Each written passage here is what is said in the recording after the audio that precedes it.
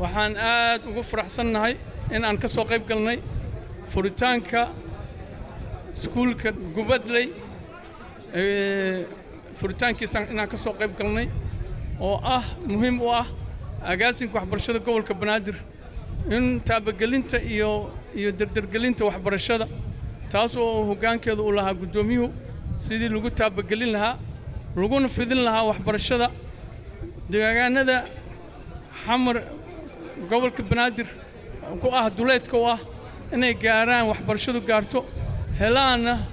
xarumo ay wax ku bartaan si ay ugu taabageliyaan waxbarashada gobolka Banaadir waxaan aad ugu faraxsannahay in iskuulkan uu noqon doono iskuul soo saara arday badan oo tayo leh oo wax ku tara inay jiilka soo socdo hoggaamiye waddankan ay noqdaan agaasinka waxa ka go'an in ay hiil iyo hoob la garab taagan yihiin iskuulkan oo ay sameyn doonaan kormeero joogto ay sameyn doonaan inay manhajka iyo sida waxbarashada ay ka warqabaan macallimiintooda tayagelin doonaan waxbarashadana la tayageliyo waxaan leeyahay shacabka degmada iskuulkiina adinka iska leh iskuulkiina waxa ku sameeysan inaad gacan qabataan wax gashataan aad caawisaan aad u garab taagnaataan